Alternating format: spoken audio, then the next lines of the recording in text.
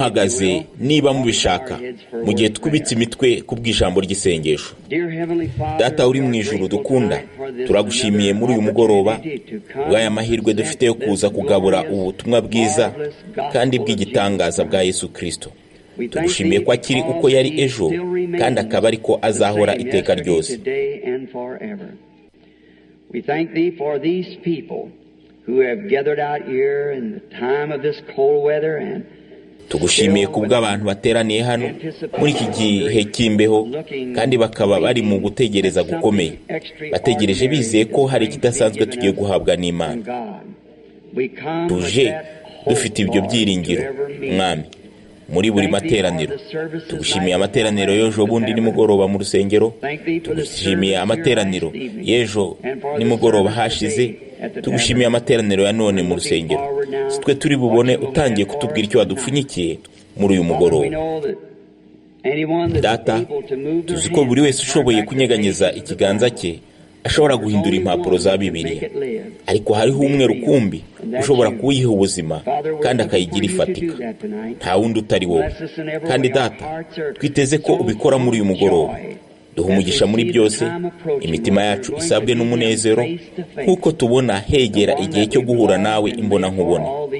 Wowe twakunze kandi tukaba kubereyeho iriya myaka yose. Mwami, twabonye abahinduka bashya benshi.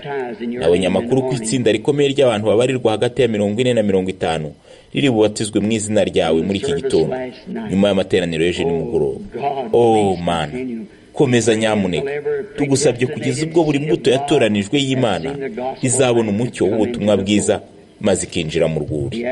Tugusabye kuduhisha muri uyu mugoroba inyuma y'ijambo, tugira impumyi ku by'isi kandi utwereke uwo Yesu ashobore kuboneka hagati muri twe uyu mugoroba, umwitozo nk'uwo ku musozi wo guhindurirwaho, ku buryo tutagira undi tubona uretse Yesu wenyine. Tubisabye mu izina rye no kubw'icyubahiro cye no kubwo guhamya ubutumwa bwiza bwe. Amen. Mushobora kwicara.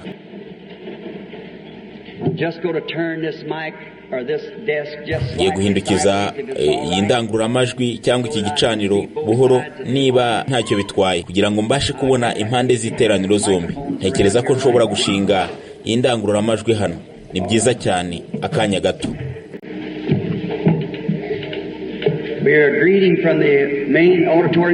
Dushuje muri mugoroba kuri telefone duhere muri iki cyumba cy'ingenzi inshuti zacu zo muri Arizona, muri California, muri Texas no mu gihugu cya Leta Zunze Ubumwe za Amerika. Aya materaniro y'uyu mugoroba ari bugere mu gihugu cyose binyuze kuri telefone. Icyo tukaba twiringiye ko Imana iri buduhe umugisha. Mwaba mubasha kumva hari inyuma aherekera ibumoso mu cyumba. Ni byiza cyane. Tugiye noneho kugenzura ibyuma by'itumanaho kugira ngo tumenye ko bikora neza. Mbese mwese mwaba munezerewe muri uyu mugoroba. Teraniro ni byiza muri uru ruhande. Amen. Nejejwe cyane nuko muguwe neza mu myicarire yanyu. Kandi noneho ejo nimugoroba niba ubwinshi bw'abantu bukomeje kwiyongera, hazabaho telefone itaziguye. Barahari muri uyu mugoroba. Ntekereza ko niba kandi ejo mu gitondo nta materaniro ashobora kuzabera mu rusengero kuko ushinzwe iby'inda bazaba ari hariya ataka urusengero kubera ubukwe bw'ejo ku gicamunsi. Noneho twimuriye amateraniro ya mu gitondo mu rusengero rwa mwene Data Rude, umwe mu bo duhuje imyizerere, kandi ni hano ku muhanda mukuru nimero 62. Byaba byatangajwe kandi niba babuze aho bakwirwa turafata abasagutse maze tubashyire undi mugaragu w'Imana kwa mwene Data Junior Jackson Clarksville. Impamvu duteye kwimurira amateraniro yacu kwa mwene Data Rude nuko ari hafi yacu kandi dushobora kandi twatekereje ko mwajyaga kubibona mu buryo buruseho koro.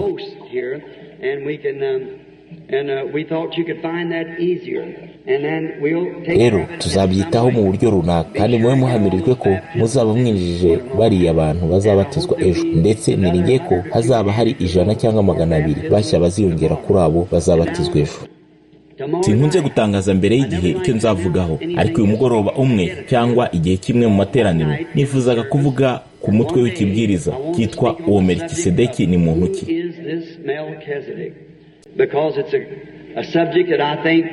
kuko ari umutwe ntekereza ko turi mu gihe ayo mahishurirwa yagiye agibwaho impaka kuko ibisekuru byagiye biha ibindi ku mutwe uvuga ngo uwo mugabo ni muntu ki, kandi ntekereza ko Imana ifite igisubizo cyo kumenya uwo yari we.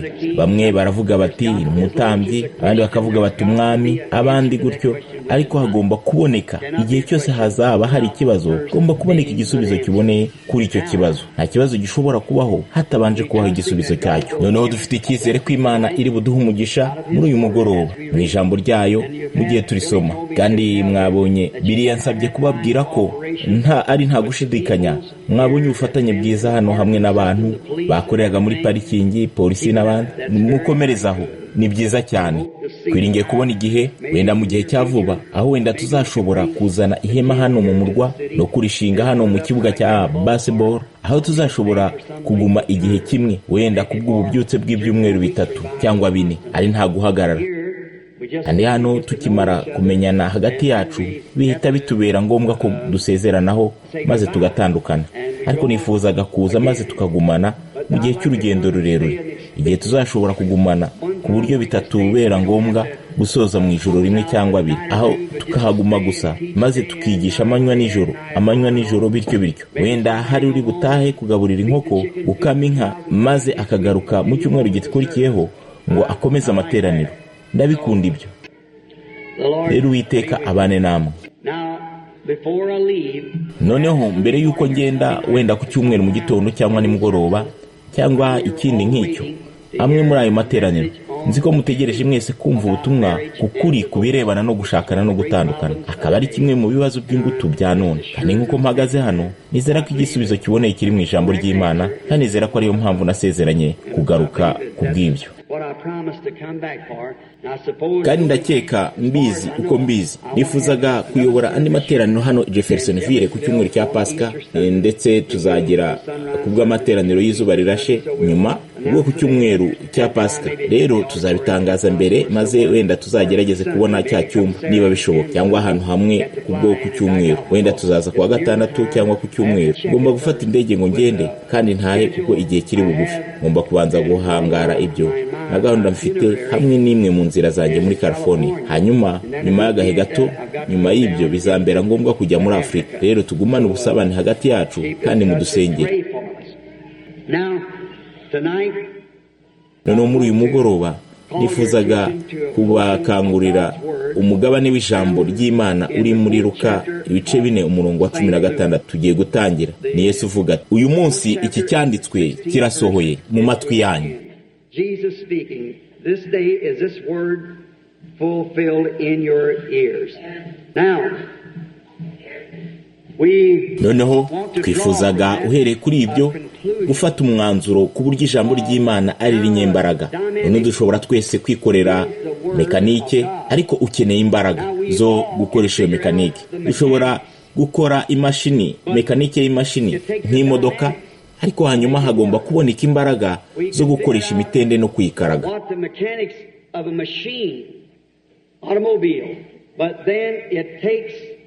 The dynamics to make the wheels go to operating and moving. Now, Jesus had returned to Nazareth. Noneho Yesu yaratashye i Nazareti, hariya yari yaravukiye. Bigiye kure hano mu byanditswe, dusanga baravugaga bati, twumvise ko wakoze ibi na biriya i Kaperinawumu. Noneho bitwereke hano mu gihugu cyawe bwite. Yesu yaravuze ati, umuhanuzi ntabura icyubahiro keretse mu gihugu cye bwite. Kandi mu bisanzwe naho wakuriye niho abantu bakuzi bari. Kandi buriya mu gutangira yarazwi nabi cyane ko ari nta se wo mu isi yagiraga. Yafatwaga nk'umwana w'ikinyendaro kuko Mariya yari yarasamye inda mbere yuko ashyingiranwa na Yosefu mu buryo bwemewe n'amategeko. Ariko siko bimeze, tuzi ko atari ko bimeze.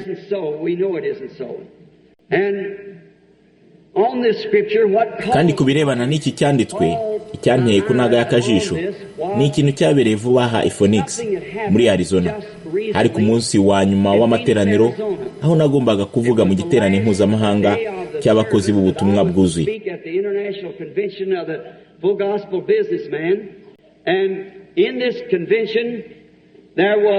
kandi muri icyo giterane hamwe natwe umutumirwa umwe wari umwepiskopi w'umugaturika ubarizwa mu idini gaturika rya gitumwa rigendera ku mihango ya gikarudayi, Reverend wa cyane John S. Stanley OSD, niwe arkiyepiskopi ukomeye w'idini gaturika rya Leta Zunze Ubumwe za Amerika. Nibyo byari byanditse ku ikarita imuranga mu by'inshingano n'aho abarizwa. This had to be his card and his address. And he was a visitor with the Christian business. Kandi yari umutumirwa w'abakozi ba Gikristo, ndetse nari naraye mpamubonye. Noneho mu gihe navugaga kuwa gatandatu nimugoroba, nizera ko byari ibyo, cyangwa kuwa gatandatu mu gitondo ku ifunguro rya mu gitondo, mu gihe navugaga yakomezaga kundeba, ndebwira nti nta gushidikanya ko uriya muntu ariho ahinyura ibyo mvuga. Kandi murabizi, mwashoboraga gusa kumubona yakomezaga kuzunguza umutwe awuvana hejuru anawumanura, ariko ntamenya by'ukuri ibyamuberagamo. Rero ku cyumweru ku gicamunsi, ubwo nahagurutswaga no kuvuga, nari ngiye gufata icyigisho cyanjye ku bise byo kuramuka, aho Yesu yavuze ko nk'uko umugore utwite ari ku bise ari mu murimo wo kubyara.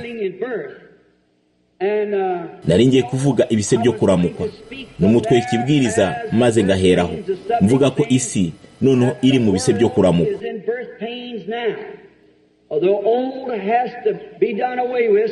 Ibya kera bigomba kubura kugira ngo ibishya bivuke, neza nk'uko imbuto igomba kubura kugira ngo ibyare ubuzima bushya. Mbega ibise byo kuramukwa byakubise isi. Igihe cy'intambara ya mbere y'isi, isi yagize ibise biteye ubwoba, ko bari bafite ibyuka by'uburozi n'ibindi byashoboraga kuba byayirimbura. Kandi mu ntambara ya kabiri y'isi yahuye n'umubabaro ukomeye, bari bafite ibyo bintu bindi n'izo bomba atomike. Yaba igishobora kwihanganira ibindi bise byo kuramuka n'ibyo bisasu bya kirimbuzi n'ibindi? None indi ntambara y'inyongera izayitumbagiza mu kirere, kuko igiye kubaturwa noneho, kandi hazabaho isi nshya. Bibiri ivuga ko izabaho. Munsi y'ubutumwa bwa buri muhanuzi, Isiraheli yari ifite ibise byo kuramuka, ko bari abahanuzi bahingukaga nyuma y'aho abanyateolojiya n'abanyedini bamariye kuroha itorero mu ishusho y'idini. Kandi ubwo abo bahanuzi bahingukanaga uku niko Uwiteka avuze, banyeganyezaga ayo madini, maze nayo akagira ibise byo kuramuka. Hanyuma yagiraga ibise byo kuramukwa bitatuzaga, byagendaga birushaho kuribabaza kugeza ubwo ribyaye umwana w'umuhungu w'ubutumwa bwiza, wari ijambo ubwaryo ryiyambitse umubiri. Rero bundi bushya itorero by'ukuri rifite ibise byo kuramuka. Muri uyu mugoroba ngo ribyara umwana w'Imana ugarutse. Abanyateolojiya bacu bose, imikorere yacu yose, amadini yacu yose yaboreye munsi y'ibirenge byacu. Rero turi mu bise byo kuramuka, kandi ubutumwa bw'Imana buhora bujugunya itorero mu bise birushijeho kubabaza. Ariko mu gihe gito igiye kubyara umugeni. Ibyo bizatera umugeni kubyara Yesu Kristo. Rero natekerezaga ko uwo muntu atavugaga rumwe nanjye mu buryo bwose. Ubwo nahagurukaga ngo mvuge ubu butumwa, nabumburiye Bibiliya yanjye ngo ndebe urupapuro, kandi umugore wanjye yari amaze kumpa Bibiliya nshya ko impano ya Noheli. Bibiliya ishaje yanjye ifite imyaka ikabakaba 15 kandi imeze nk'iyashwanyaguritse. Impapuro zaragurukaga uko nabaga nyibumbuye, kandi uretse ko narinze aho nsanga buri rupapuro rw'ibyanditswe, natangiye kwiga nitonze muri iriya Bibiliya, kandi nafashe inshya nk'uko indi yari ikabije gushwanyagurika byo kuba ntayizana mu rusengero. Noneho ubwo natangiraga gushakisha muri Yohana ahari iyo mirongo y'ibyanditswe, natangiye gusoma igice cya 16, kandi umurongo nashakaga nta wari urimo. Rero ndibwira nti ntibisanzwe, nahinduye impapuro indi nshuro nta byari bihari. Kandi mwene data Jack Moore w'Shreveport muri Louisiana, inshuti yanjye magara, yari yicaye aho. Naramubajije nti, mwene data Jack, ibyo ntibiri muri Yohana ibice 16? Aravuga ati yego. Kandi umupadiri w'umugaturika yahagurutse ku ntebe hagati mu magana y'abagaragu b'Imana bicaye ku gicaniro, aranyegera yambaye amakanzu ye n'imisaraba n'ibindi. Hanyuma ampagarara iruhande, maze aravuga ati, mwana wanjye tuza, Imana yiteguye kugira ikikora. Ndatekereza nti, umupadiri w'umugaturika kumbwira ikintu nk'iki? Aravuga ati, bisome mu gitabo cyanjye. maze nsomye iyo mirongo y'ibyanditswe mu gitabo cye, hanyuma mvanamwo icyigisho cyanjye, maze nkomeza kujya imbere mbwiriza ikibwiriza cyanjye. Byatinze, nyuma y'aho ndangirije yarahagurutse, nyuma y'aho ngendeye, maze aravuga ati, hari ikintu kimwe kigomba gusohora nyuma y'ibyo. Itorero rigomba gusohoka mu mwanda ririmo, cyangwa akaba ari twe dusohoka mu mwanda itorero ririmo. Rero ni kimwe cyangwa ikindi. Kandi nari mu nzira njye iwanjye nsubira i Tucson kuri uwo mugoroba. Abana bashakaga umugati wa sandwich, maze mpagarikwa no kubagurira sandwich ku gasantere k'ubucuruzi. Hanyuma umugore wanjye arambwira ati, Billy, nta gihe nigeze numva nguwe nabi mu buzima bwanjye nk'igihe nakurebaga uhuzagurika muri iriya Bibiliya. Aravuga ati, ntibyaba byaguteye kugubwa nabi? Ndavuga nti, oya, nari nzi ko hari aho biri aho imbere, gusa urwo rupapuro ntarwo bashyizemo, ni ikosa ry'icapiro. Maze arakomeza ati, kuvuga ko ari njye wagushakiye iyo Bibiliya, numvaga uko warebagamo ari njye urimo kureba. Hanyuma ndavuga nti, oya, si ikosa ryawe, ryari ikosa ry'icapiro muri Bibiliya.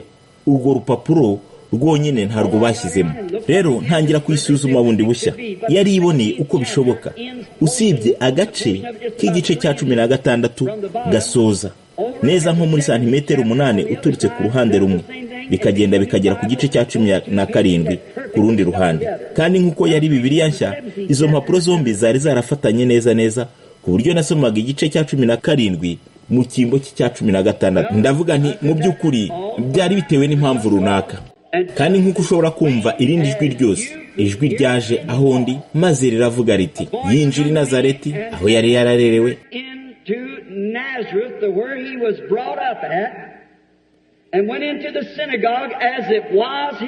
hanyuma yinjira mu isinagogi kuko umugenzi wabo wabiteganyaga. Maze umutambyi amuha ibyanditswe ngo asome, hanyuma asoma Yesaya 61. Kandi amaze gusoma ibyanditswe, aricara asubiza Bibiliya igitabo umutambyi, hanyuma aricara. Kandi amaso y'iteraniro yose niwe yari atumbiriye. Noneho amagambo y'agaciro yavaga mu kanwa ke, maze aravuga ati, iki cyanditswe kirasohoye. Uyu munsi iki cyanditswe kirasohoye. Mbega uburyo icyanditswe kidasobwa. Niba mubibona muri Yesaya 61 umurongo wa mbere kugera kwa 2, niho umwami wacu yari yasomye, uhereye kuri Yesaya 61 umurongo wa mbere kugera kwa 2. Ariko hagati mu murongo wa Yesaya ibice 61 yahagaze ahanditse hati, umwuka w'Uwiteka ari kuri njye, kugira ngo ntangaze umwaka Uwiteka agiriyemo imbabazi. Maze arahagarara. Kubera iki? Ikindi gice, kuzana urubanza, ntibyarebanaga no kuza kwe kwa mbere, ahubwo kuza kwe kwa 2. Murabona, ntibyarebanaga n'icyo gihe. Mbega uburyo ibyanditswe bidateze kugira ubwo bisobwa, bihora biboneye. Yesu yagarukiye neza aho icyanditswe cyagarukiraga, kuko ari byo neza byagombaga guhamirizwa mu gihe cye. Mu by'ukuri, mu gihe cy'uko kuza kwa mbere, mu kuza kwa 2 azazana urubanza mwiza. Ariko si muri kiriya gihe. Yagombaga gutangaza umwaka w'imbabazi. Tegereze Mesiya ahagaze ku gicaniro, yishushanya n'ijambo ryasezeranywe rya kiriya gihe.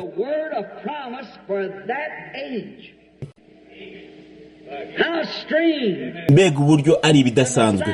Mesiya ahagaze imbere y'iteraniro, kandi mwumva ayo magambo y'agaciro, ubwo yavugaga hano ati, ngo ntangaze umwaka w'imbabazi.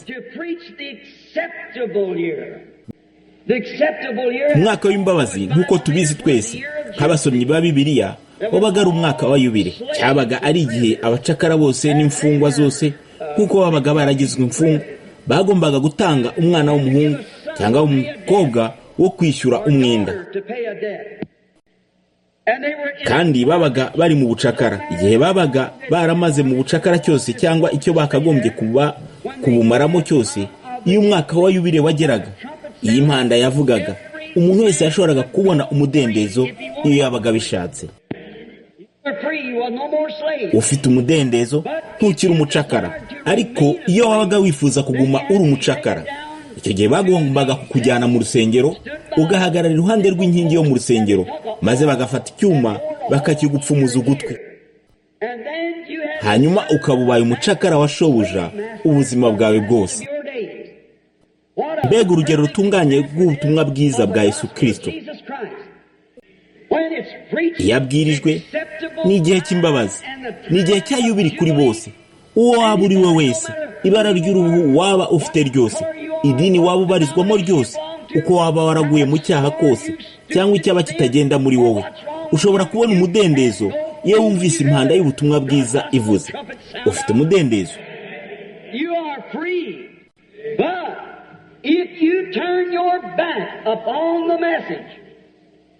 Ariko iyo ubutumwa ubuteye umugongo maze ukanga kubutega amatwi, umva neza, bagupfumuzaga icyuma. Bishaka kuvuga ko wabaga warenze urubibi ruri hagati y'imbabazi n'urubanza, maze ukaba utagiteze kuzumva ubutumwa bwiza.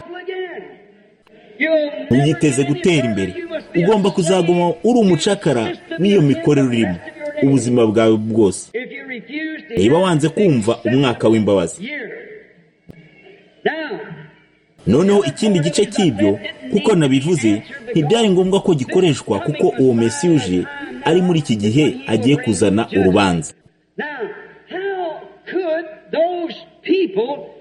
Noneho ni gute bari abantu bananiwe kubona uwo yari we? Ni gute babicitswe?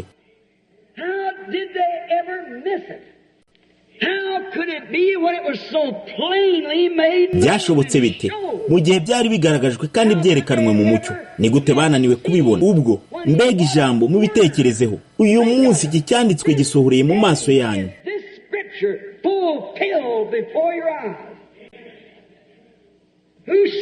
Ninde wavuze ibyo? Imana ubwayo, yo musobanuzi w'ijambo ryayo bwite.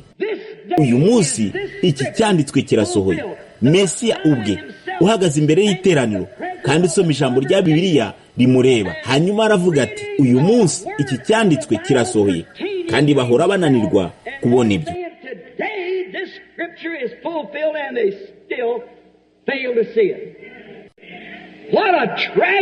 Mbega ishyano ryaguye kiriya gihe, nyamara byarasohoye. Byasohoye inshuro nyinshi. Ni gute byasohoye? Nta gushidikanya, kuko byasohoye ku zindi nshuro bizera ibisobanuro bya kimuntu by'ijambo ry'Imana. Nicyo cyabiteye. Abizera bakiriya gihe zirangirwa bizera zemeraga ibisobanuro umutambyi yabaga yatanze ku cyanditswe. Kubw'ibyo, kuko Yesu ari nta dini ryabo na rimwe yabarizwagamo, habe no mu ishyirahamwe ryabo na rimwe, bamucitseho, kandi kubw'ibyo ntibashoboraga kumwibonamo kuko yari atandukanye nabo.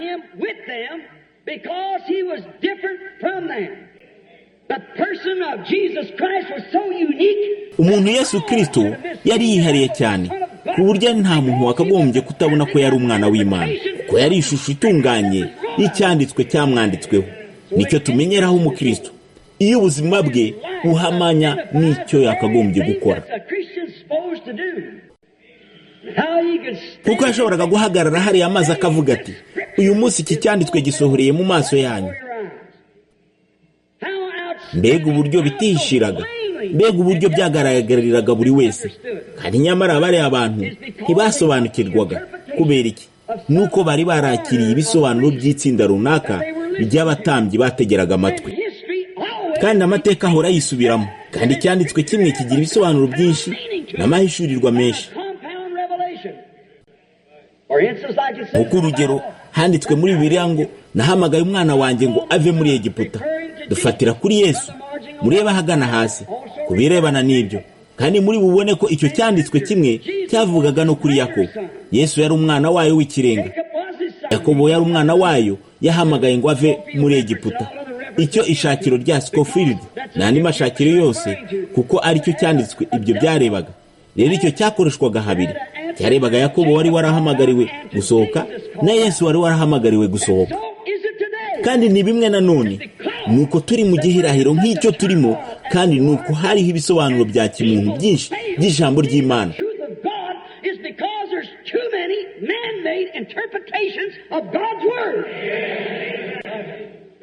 Ku buryo abantu bananirwa kubona ukuri kw'Imana.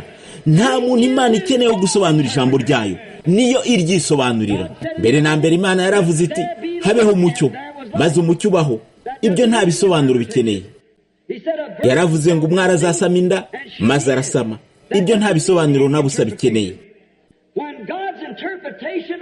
Ubwo ibisobanuro Imana ihe ijambo ryayo ni iyo ihamije kandi igahamya ko ari uko riri. Icyo nicyo gisobanuro cyaryo. Ni ugusohoza icyo igisobanuro cy'Imana ari cyo. Niyo ishohoje ijambo ryayo irari gusobanurira. Ni nk'iyo hatigeze habaho umucyo, maze ikavuga iti habeho umucyo, maze ukabaho. Si ngombwa ko hagira urisobanura, ahubwo twarivanze n'imikorere ya kimuntu. Kandi iyo ukoze ibyo, ukura icyo kintu mu murongo. Niko igihe cyose byagiye bigenda. Ariko murantekereza ku buryo byabereye ibyo ngombwa gukangura abantu. Mubitekerezeho. Mesiya kuki batamumenye?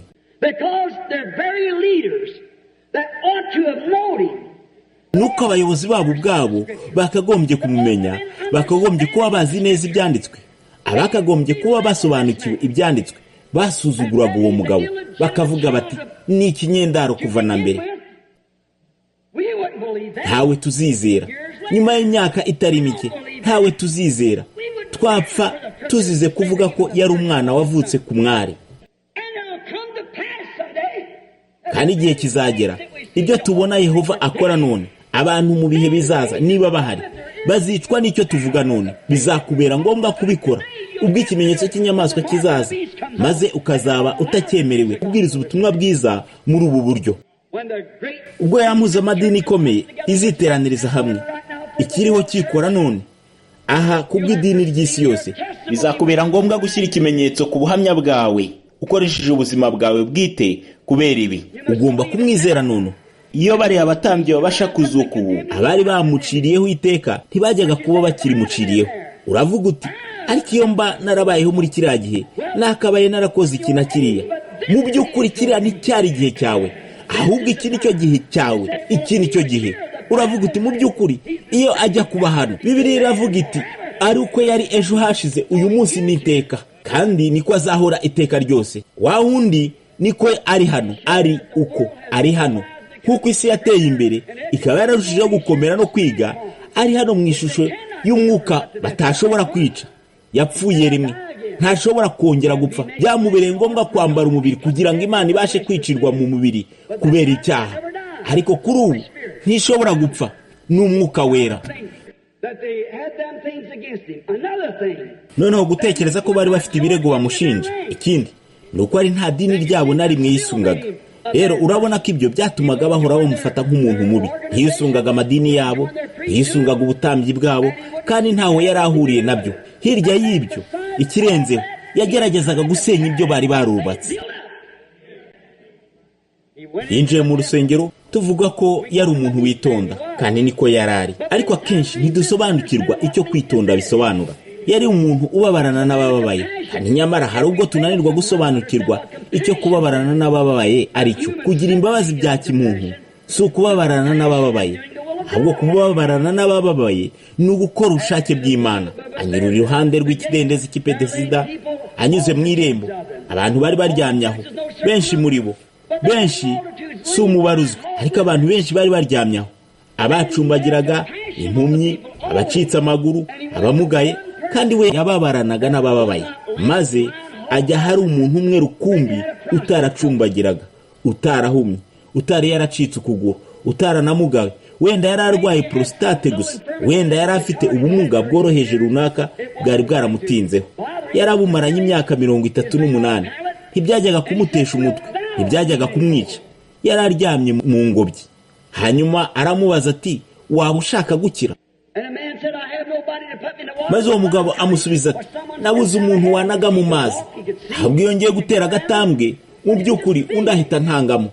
Murabona, yashoboraga kugenda, yashoboraga kubona, yashoboraga kugira hajya, ahubwo yari afite intege nke gusa.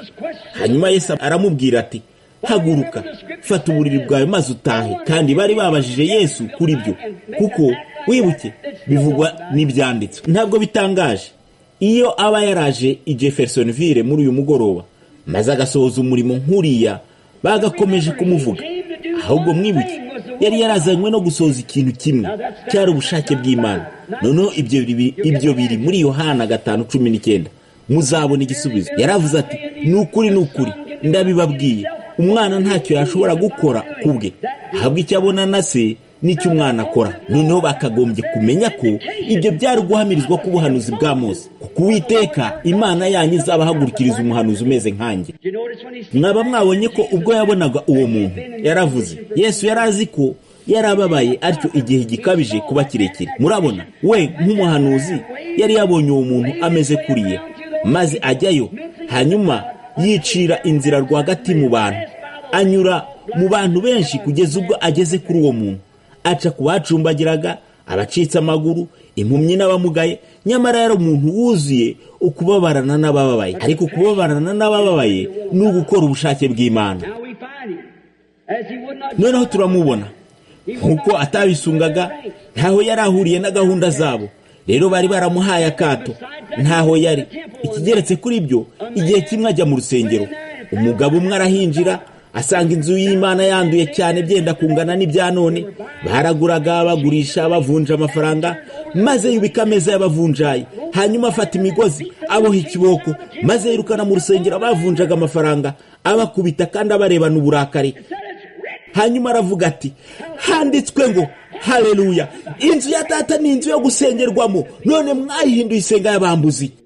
Kandi mwebwe binyuze mu mihango yanyu ijambo ry'Imana mwarihinduye ubusa. Mbese itsinda nka ririya ryari riteze kuzamwizera? Oya mugabo, bari bivuruguse cyane nk'ingurube mu cyondo cy'amashyirahamwe no mu mwanda w'igihe. Bakaba bari barahindutse imikonjera y'idini ku buryo batashoboraga kumva gutigita kw'imbaraga z'Imana ishobora byose. Ntibitangaje ko wa mugore yabashije gukora ku mwambaro we, maze agakira abikesha ibyo. Hanyuma umusirikare wasinze akamucira mu maso atumvise, akabaragana gake. Biterwa n'uburyo ubyegera, biterwa n'icyo ushaka. Iyo ugiye ku rusengero, biterwa n'icyo ushaka. Noneho turamubona ahagaze hariya. Nta gushidikanya ko abantu bari bamaze kuburirwa kuri we, bari baburiwe. Umutambyi yari yamaze kuburira abantu ati, noneho azaza hano ku isabato itaha, kandi nahagera mwe kuzamutegera amatwi. Noneho muzashobora kujya kwicara hariya, ariko mwe kuzita ku byo avuga, kuko atabarizwa mu itsinda ryacu. Twamuhaye akato, nta karita y'umuryango afite, nta n'urupapuro rw'idini agira, nta gisa n'icyo agira. Ni muntu ki? Umuhungu usanzwe wayobye, wavukiye hano nk'ikinyendaro mu rugo rw'umubaji.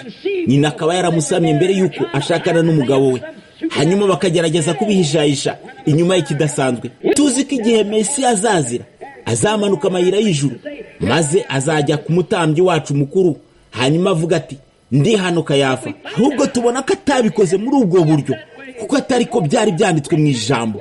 Yari imihango y'abantu yabateye kubyizera.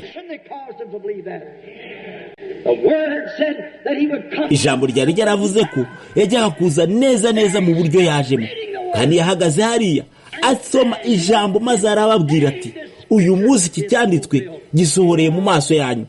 Kandi nta gihe batananiwe kumubona cyangwa kumumenya, kuko babigenje mu bindi bisekuru byose. Nowa ashobora kuba yaravuze ibintu bimwe ubwo yinjiraga mu nkuge, maze urugi rugakingwa. Nowa yashoboraga kuba yarakinguye iryo dirishya mu gasongero k'inkuge no kunaga akajisho hanze ku iteraniro. Mubyibuke, Imana niyo yari yakinze inkuge. Kandi yashoboraga kuba yaravuze ati, uyu munsi iki cyanditswe gisohoreye mu maso yanyu. Ariko icyo gihe byari byamaze kubabera impitagihe.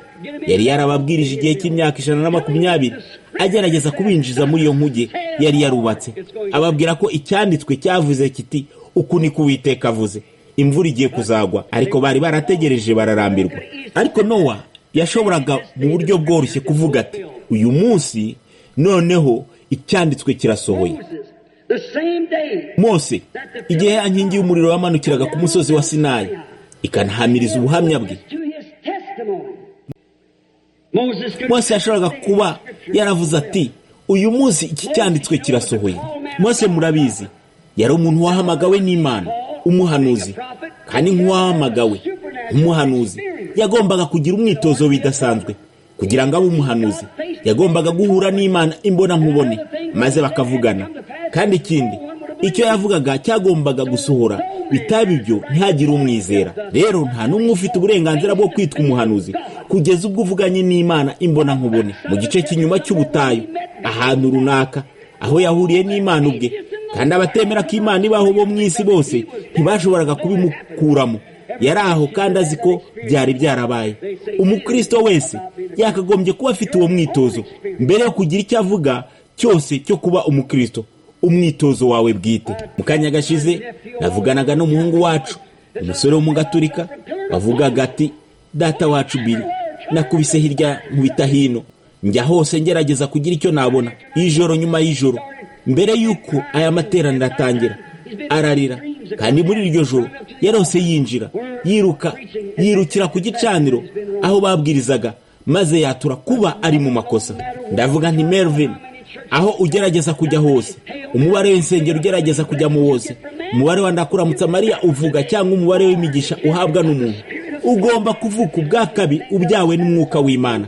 Nicyo kintu rukumbi kizanyura umutima w'umuntu. Nzi ko nanone bafite igisimbura cyo kuvuka ubwa kabiri. Bakora gusa mu ntoki z'umubwiriza butumwa, hanyuma bakandika izina ryawe mu gitabo. Ahubwo nshuti zanjye, iryo ni ihame, si ukuri kwa Bibiliya. Iyo bijya kuba ukuri ibyakozwe n'intumwa mu gice cya 2, hajyaga gusomwa hatyo, ubwo umunsi wa Pentekote wasohoraga, pasitori yateye agatambwe maze akora abantu mu ntoki. Ahubwo handitswe ngo, ubwo umunsi wa Pentekote wasohoraga, mu itangira ry'itorero, umuriro umeze nk'umuyaga uhuha cyane wabatunguye uvuye mu ijuru, maze wuzura inzu bari bicayemo. Uko niko Umwuka Wera yaje bwa mbere. Uhereye icyo gihe nta bundi buryo azamo uretse ubw'ibihe byose. Ni Imana kandi ntihinduka. Noneho ibyo bisitaza abantu, baravuga bati, ibyo byari by'ikindi gihe. Mu by'ukuri uko yari ejo niko ari uyu munsi, kandi niko azahora iteka ryose. Uko itorero ryagiye ryakira Umwuka Wera, yakomeje kuza mu buryo yajemo bwa mbere, mu buryo bumwe. Ibyakozwe n'intumwa 2:38 ntiyigeze ihinduka kandi ntibiteze. Ni nk'urwandiko rw'imiti rwanditswe na muganga. Azandika imiti yo kurimbura indwara, muganga azabikora. Kandi nushyira urwo rwandiko umucuruzi w'imiti w'amagendo, mbese nataguha urugero ruhagije, ntacyo bizakumarira. Narenze urugero bizakwica. Agomba kuguha urugero rushyitse nk'uko biba byagenwe na muganga. Kandi urwandiko rwa muganga ku buryo bwo kwakira Umwuka Wera rwatanzwe na Dr. Simon Petero ku munsi wa Pentekote. Ngiye kubaha urwandiko rw'umuti arirwo uru: nimwihane umuntu wese muri mwe, maze mubatizwe mu izina rya Yesu Kristo, kugira ngo mubabarirwe ibyaha byanyu, kandi muzahabwe impano y'Umwuka Wera. Kuko urwandiko ari urw'abari kure, nabo abo Umwami Imana yacu izahamagara bose. Urwandiko rw'iteka. Mose yaragize uwo mwitozo. Yaramanutse yinjira mu gihugu, maze atangira kubwira abantu ati, nahuye n'inkingi y'umuriro. Yari iri mu gihuru cyaka umuriro, maze intuma kubabwira ngo, nduwo ndiwe. Manuka, nzabana nawe. Fata iyi nkoni mu kiganza maze uyitambike hejuru ya Egiputa. Icyo uzasaba cyose kizasohora. Mu by'ukuri birashoboka ko padiri yavuze ati, ubugoryi. Ariko ubwo wabonaga habaho bifatika, ntibashoboye kubyihanganira igihe kirekire. Bamenye ko yari yoherejwe n'Imana. Rero niba Mose yari yaravuze ko yari yarabonye ibyo, kandi niba yari yaratanze ubuhamya ko ibyo byari iby'ukuri, rero Imana yari ihaswe niba ibyo byari iby'ukuri, kubishushanya no guhamiriza ijambo ry'uriya mugabo nk'ukuri. N'ukuri kiriya gihe, niba Yesu Kristo yarahagaze hariya maze agasoma ati, uyu munsi iki cyanditswe gisohoreye imbere yanyu, Imana byayibereye ngombwa gusohoza iryo jambo. Muri uyu mugoroba duhagaze hano maze tukavuga ko Yesu Kristo ari uko yari ejo hashize, uyu munsi kandi ariko azahora iteka ryose. Imana ihaswe kwerekana ko ariko bimeze, kuko ari ijambo ryayo. Noneho ibyo bimaze iki? Dukeneye ukwizera ngo tubyizere. Dukeneye kwizera ngo twizere ijambo ryayo, kwizera ko ari ryo kuri. Mwitegereze ibyabaye ubwo Mose yasohoraga abana n'abari bamukurikiye bose. Abatari bamukurikiye basigaye mu Egiputa, ariko abari barakurikiye Mose ubwo bambukiranyaga inyanja itukura kandi bakinjira mu butayu. Imana yamanutse umusozi wa Sinayi, ya nkingi y'umuriro ikongora uwo musozi wose, maze ijwi risohokamo. Hanyuma Imana itanga amategeko 10. Mose yashoboraga gutera agatambwe imbere y'abantu ngo ababwire ati, uyu munsi cyanditswe nari narababwiye nk'umuhanuzi wawe kirasohoye.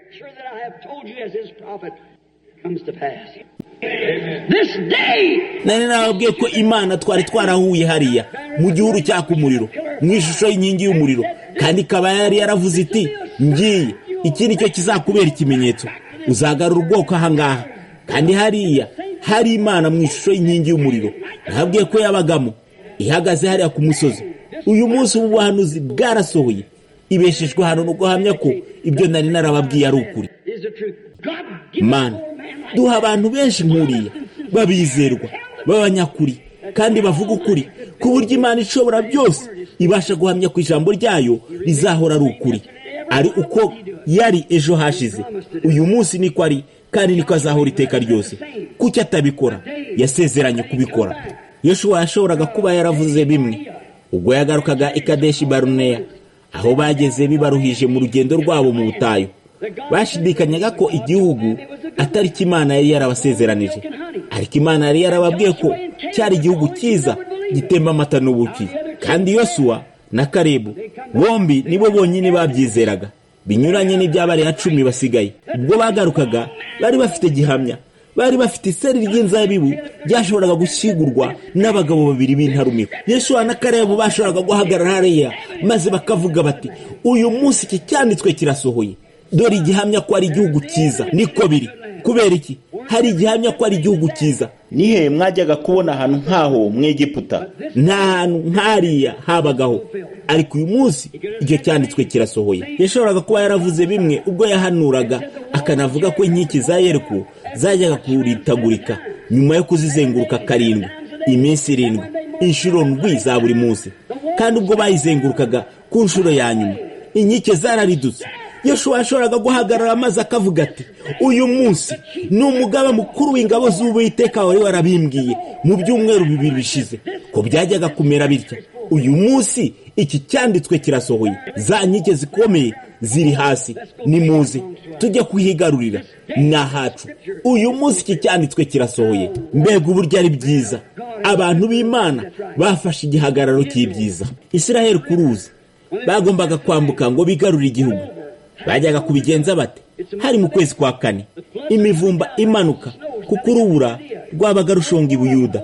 Mbega ngo Imana iraba umujenerali aho wabuze mu kumandura ubwoko bwayo ngo bwambuke mu kwezi kwa 4 mu gihe Yorodani ibikabije kuzura. Rimwe na rimwe nashobora guhagarikira hano iyo mba nari mfite igihe ngo mbahe incamake. Rimwe na rimwe ushobora kuba wicaranye kanseri cyangwa indi ndwara, ukibaza uti, kuki nge umukristo merewe ntya? Kuki merewe ntya niba ndi umukristo? Rimwe na rimwe Imana ireka ibintu bikaba bibi cyane ku buryo usa n'ugwiriwe n'ijuru, hanyuma ikagucira inzira muri ibyo byose kugira ngo uzavuge uti, uyu munsi iki cyanditswe yari yarasezeranye gusohoza kiriho kirasohora. Yaretse abana b'Abaheburayo bajugunywa rwagati mu itanura rigurumana. Baravuga bati, Imana yacu ishobora kuturinda uyu muriro itanura, ariko uko biri kose ntituri bwubararire ikibumbano cyawe. Barasohoka banuka impumuro y'itanura, ahubwo ari nta mpumuro y'itanura ibariho. Bashoboraga kuvuga bati, uyu munsi iki cyanditswe kirasohoye. Ubwo Danieli yavaga mu rwobo rw'intare yashoboraga kuvuga bimwe. Yohana Umubatiza nyuma y'imyaka 400 y'inyigisho z'idini, ntibitangaje ko itorero ryabaye mu mwanda muri kiriya gihe.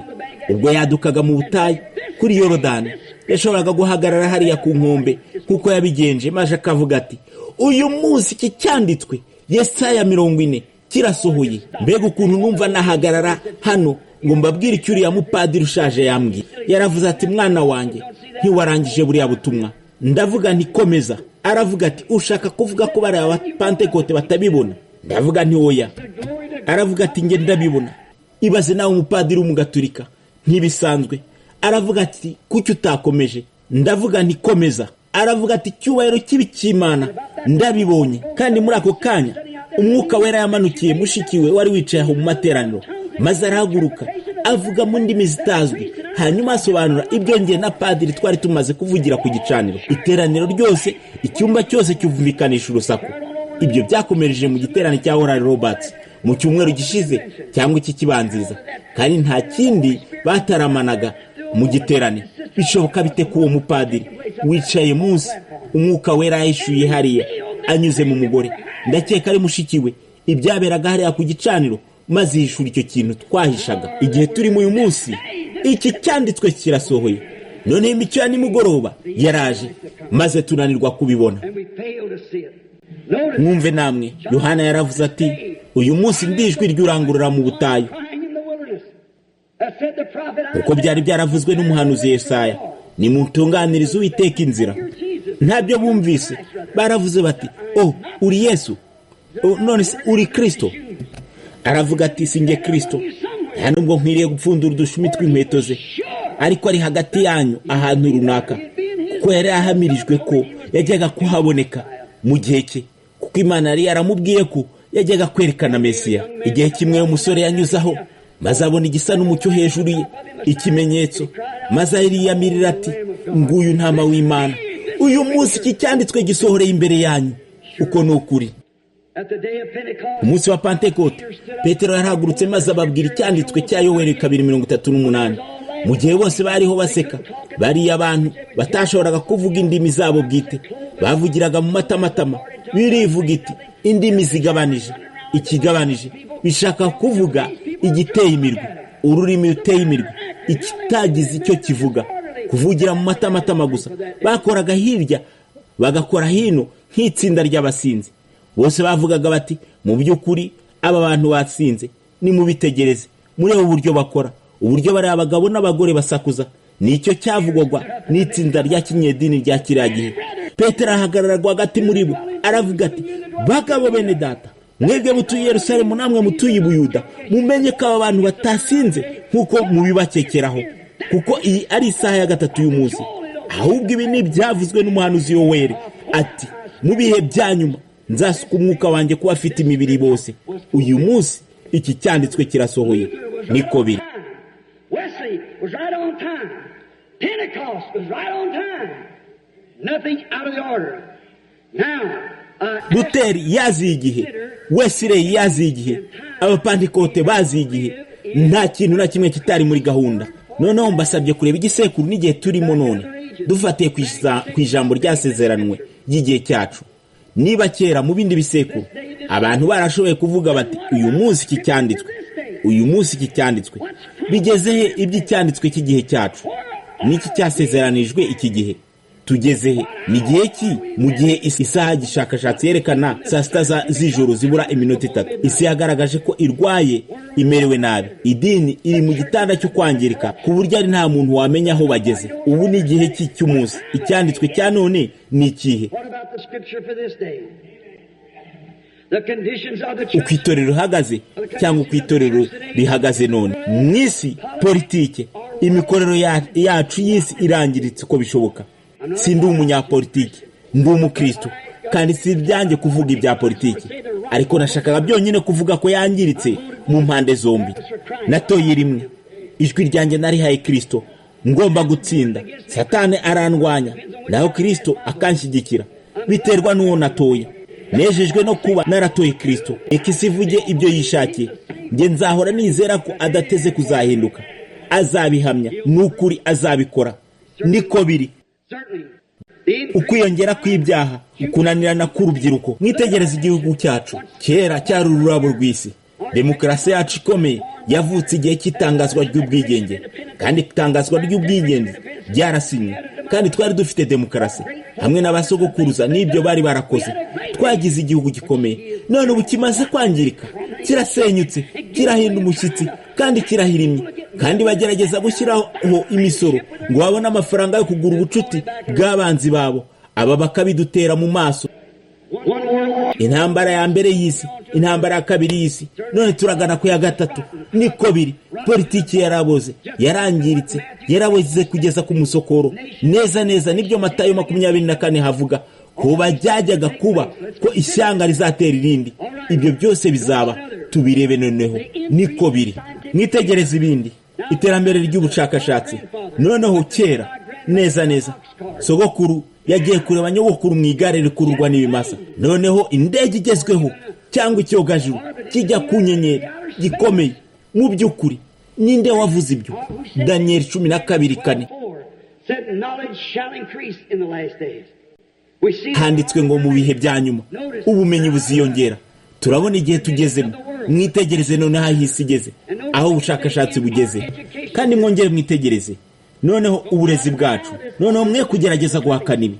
Mfite uduce tw'ikinyamakuru bigisha ubusambanyi mu mashuri yacu. Urubyiruko rwacu ruri mu mashuri kugira ngo basambane hagati yabo, ngo bamenye niba bazashobora kurushinga muri iyi si. Yes, sir. How about in our priesthood? Yego mugabo, byifashe bite mu myizerere yacu? Uyu mugoroba mfite agace k'ikinyamakuru hariya i Los Angeles muri California, itsinda ry'abanyedini, ababwirizabutumwa ba Kibatiste n'aba Presbyterian bararitse itsinda ry'abatinganyi, maze bakorana ubutinganyi nabo bitwaje ko bashakaga kubazanira Kristo, mu gihe umutinganyi ari umwe mu mivumo y'igihe, ndetse n'itegeko ryarabafunze. Noneho ubu tugeze he? Imikorere yacu yose yarangiritse, byuzuye munsi y'ibirenge byacu. Nabonye ko ubutinganyi muri Leta Zunze Ubumwe za Amerika bwiyongereho 20 cyangwa 30% umwaka ushize. Mubitekerezeho, abagabo bashakanye n'abandi neza neza nk'uko byari bimeze mu gihe cya Sodomu. Ukwiyongera kw'icyaha kunanirana mu rubyiruko. Iki ni igihe ki? Uyu munsi iri jambo ry'ubuhanuzi ryarasohoye.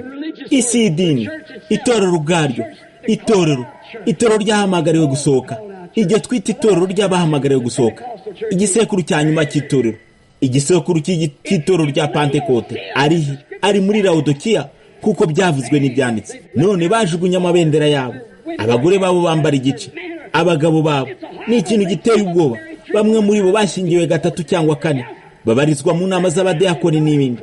Baradohotse maze badukana ukwangirika, kuko babarizwa mu nteko kandi bakaba bicaranye n'iki.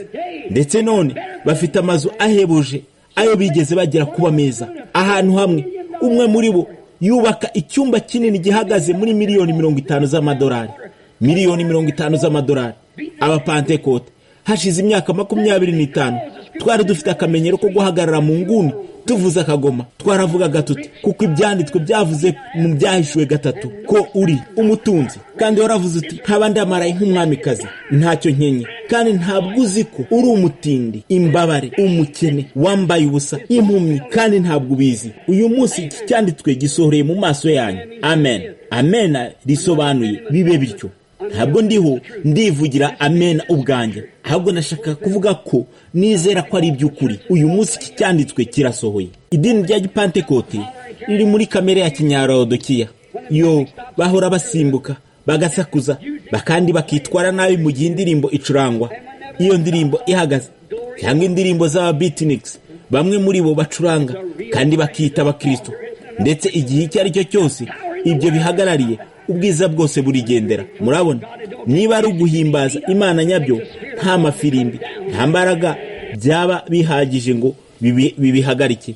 Iyo ibyo bikomotse ku Mana by'ukuri, si ngombwa ko indirimbo icurangwa iranguriye. Igikwiriye nuko umwuka w'Imana yabimanukiraho, nicyo kibikora. Kandi n'uguhera kera bibagiwe icyo, kuko bafashe ko kuvuga mu ndimi aricyo gihamya ntakuka ko umuntu aba yarabatijwe n'umwuka wera. Kandi numvise aho amadayimoni n'abarozi bavuga mu ndimi. Umwuka wera ni ijambo ry'Imana muri wowe, wigaragaza ubwe mu kwakira iri jambo. Hanze y'ibyo ntibishobora kuba umwuka wera. Niyo bavuze ko ari umwuka wera hanyuma bagahakana ijambo rimwe ry'iyi Bibiliya, ibyo ntibishobora kuba umwuka wera. Nicyo gihamya ngo umuntu amenye ko wizera cyangwa utizera. Mwitegereze ikindi kimenyetso gikomeye. Abayuda bari mu gihugu cyabo, ishyanga ryabo bwite, bafite ifaranga ryabo bwite, ni bamwe mu bagize umuryango w'abibumbye, bafite ingabo zabo bwite, bafite byose, bari mu gihugu cyabo. Yesu yavuzeho ati, nimwigire ku giti cy'umutini. Bariyo baguwe neza mu gihugu cyabo. Uyu munsi iki cyanditswe cyarasohoye. Abayuda bari mu gihugu cyabo. Uyu munsi iki cyanditswe kirasohoye. Igisekuru cy'itorero rya Laodikiya. Uyu munsi iki cyanditswe Matayo 24 kirasohoye. Isi irangiritse, ikintu cyose, amahanga atera ndi, imitingito y'isi ahantu hatandukanye, serwakira zikomeye zimanuka zinyeganyeza amahanga n'ibindi, ibiza bikomeye hose. Uyu munsi iki cyanditswe kirasohoye.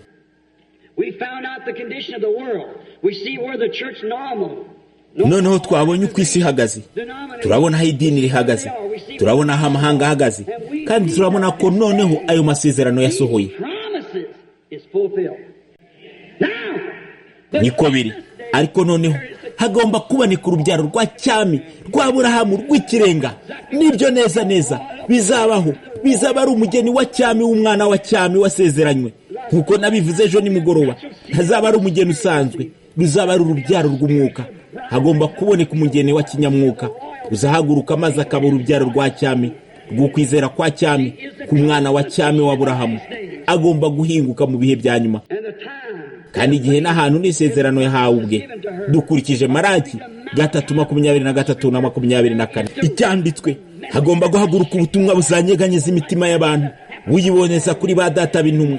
Hari uzahinguka n'imbaraga za Eliya, uzahinguka umuntu w'ubutayu, uzasohokana ubutumwa buzongera kuboneza ku ijambo. Nicyo gihe turimo.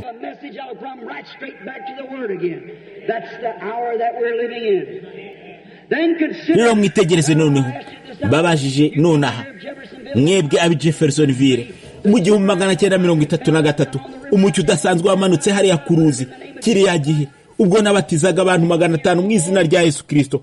Nari umusore w'imyaka nka 20. Niki yavuze Jeffersonville? Niki hariya ku mpera ya Gahanda Spring ubwo ikinyamakuru kuri ntekereza ko cyari Louisville Herald cyabanditseho ingingo, byahise bisakara kugeza no muri Canada binyuze muri Associated Press. Dr. Rivalier yabikase mu kinyamakuru hariya muri Canada mu 1933 ubwo nabatizaga umuntu wa 17 dushingiye kuri ubu buhamya, kandi muzi bisigaye by'amateka. Kandi ubwo nari mpagaze hariya mbatiza uwo muntu wa 17, umucyo wamanutse uva mu ijuru urabagirana hariya hejuru nk'inyenyeri imanutse iva mu ijuru. Ijwi rivugira muri ryo riti, nk'uko Yohana umubatiza yoherejwe kubera Kristo integuza yo kuza kwe kwa mbere, ubutumwa bwawe buzaba integuza yo kuza kwe kwa kabiri mw'isi yose. Iki cyanditswe kirasohoye.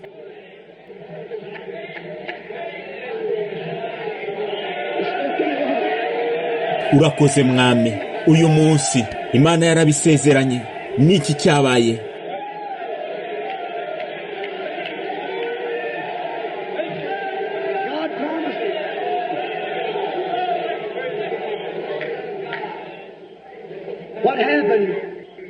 Uyu munsi ibi byazengurutse isi, kandi ubwo Imana yamanukaga amazi ikavuga ibyo, ubwo nari nkirakana mu gihuru cyaka umuriro, cyangwa kiriya gihuru kigurumanishwa n'iriya nkingi y'umuriro ku cyanya wa Tenautica Pike. Navanaga amazi hariya mu biraro by'amatungo nyajyana mu ruga aho bengera whisky zitemewe n'amategeko.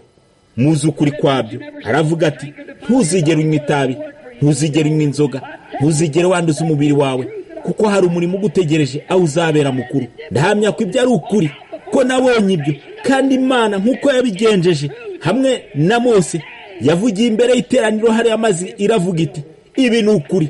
Uyu munsi iki cyanditswe kirasoherwa hagati muri mwe. Mwitegereze ibyo yavuze birebana no kugenzura ibyo umuntu atekereza n'uburyo ibyo byajyaga kumera, ibyo kurambika ibiganza ku bantu kugeza ko kumenya amabanga y'umutima.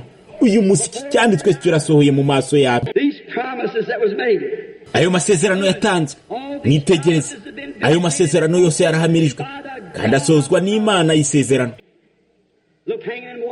Mwitegereze ifoto ya marayika w'umwami Imana iramanitse Washington DC muri uyu mugoroba. Nuwo George Geras, umuyobozi wa FBI ushinzwe ibikumwe n'ibimenyetso bya Leta Zunze Ubumwe za Amerika, yasuzumiye ibyo i Houston, Texas, maze aravuga ati, iki nicyo kinyabuzima kidasanzwe kigeze gufotorwa mu mateka y'isi. Niwe washoboraga kubimenya, we ubizobereyemo mu isi yose. Mwitegereze ibyo bimanitse kugira ngo bibe ubuhamya bw'ukuri. Ya nkingi y'umuriro yari yarayoboye Isiraheli hariya mu butayu iriho irayobora ubutumwa bumwe, nimusohoke muri Egiputa. Uyu munsi iki cyanditswe kirasohoye, muzi ubutumwa yatanze. Mwitegereze iherekwa ry'Tikson mu mezi 3 ashize, ubwo nari mpagaze hano mu Gahanda, mu gihe mu myaka 5 mbere yaho yari yavuze ati, igihe umurwa uzashingura umambo hariya ahateganye n'irembo, uzahita ugiye iburengerazuba. Abo mu rusengero rwanjye barabizi uhereye kiriya gihe ni ukuri. Kandi ubwo Bwana Goin n'abandi bari hariya kandi bashinze rurarura urumambo, nabwiye umugore wanjye nti hari icyo bishaka kuvuga. Aravuga ati, nibiki? Kandi nari ngiye maze ndeba mu gatabo kanjye, byari ibyo.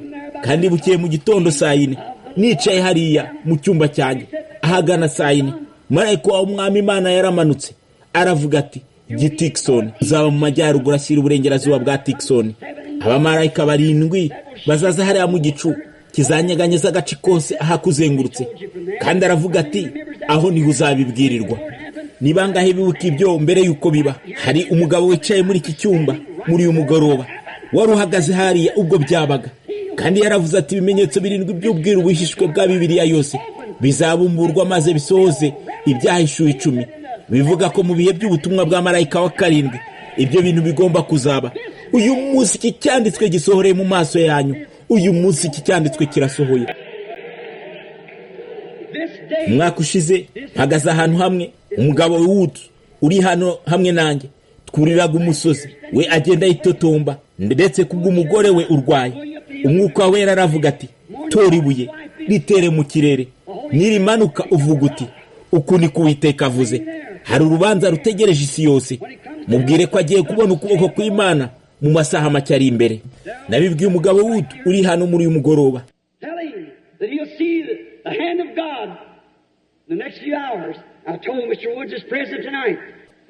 Kandi ntekereza ko hari abantu 8 cyangwa 10 cyangwa 15 muri kiriya gihe ubwo ibyo byabaga. Bukeye mu gitondo Uwiteka amanukira muri serwakira, maze asatura umusozi aha tuzengurutse, hanyuma atema ubushorishori bw'ibiti kandi agira ibyo aturitsa inshuro 3. Aravuga ati, urubanza rwerekeje ahagana ku nkombe y'uburengerazuba. Iminsi 2 nyuma y'ibyo arasikasaga niyarengewe n'ubutaka, kandi uhereye icyo gihe hari urubanza rurwanya icyo kirahuri cy'amashusho y'umwuka. Hari urusika rw'icyuma, hari urusika rw'imigano, hari n'urusika rw'icyaha. Iterambere ryimutse rikurikije icyerekezo cy'izuba. Ubutumwa bwiza nabwo bwimutse buva iburasirazuba bujya iburengerazuba nk'izuba. None ubu uri ku nkombe y'uburengerazuba, ntibushobora kurengaho. Buramutse bugeze kure biruseho bwaba bugiye iburasirazuba. Umuhanuzi yaravuze ati, hazabaho umunsi utakwita amanywa habe nijoro, umunsi wijimye, imvura nyinshi n'ibihu, ibihagije ngo tumenye uburyo bwo kwisunga idini cyangwa bwo kwiyandikisha izina mu gitabo. Ahubwo mu gihe cya nimugoroba hazabaho umucyo. Uyu munsi iki cyanditswe kirasohoye. Rya zuba rimwe SUN n'umwana SON rirasira iburasirazuba, ni rya zuba rimwe rikarengera iburengerazuba. Kandi wa mwana SON w'Imana umwe waje mu burasirazuba kandi yihamije nk'Imana, yigaragaje mu mubiri wa kimuntu.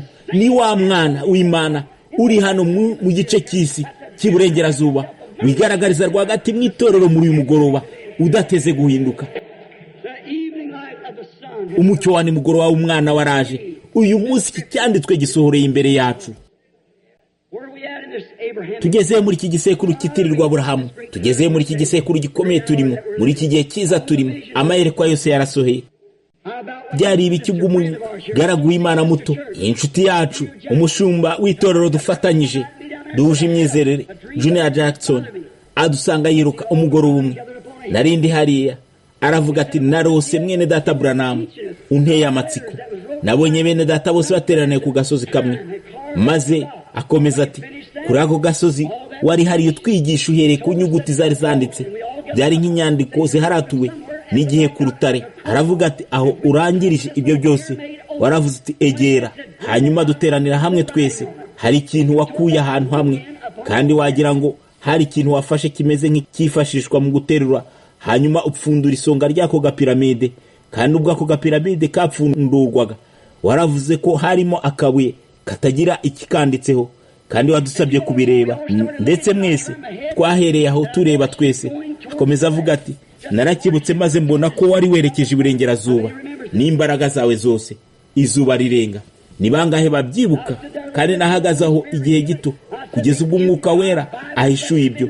Ndavuga nti, Bibiliya mu mwuzuro wayo nkuko yahishuriwe abantu yabibaye binyuze mu gutsindishirizwa mu kweza mu mubatizo w'umwuka wera, umubatizo w'izina rya Yesu, n'ibyo bintu byose. Ariko hari amabanga ahishwe imbere, kuko Bibiliya ifatanishijwe ibimenyetso 7. Ngomba kujya hariya kugira ngo mbihishurirwe. Kiriya gitondo ubwo abamarayika 7 bamanukaga, maze bagatigisa isi n'ibitare bikaguruka mu byerekezo byose.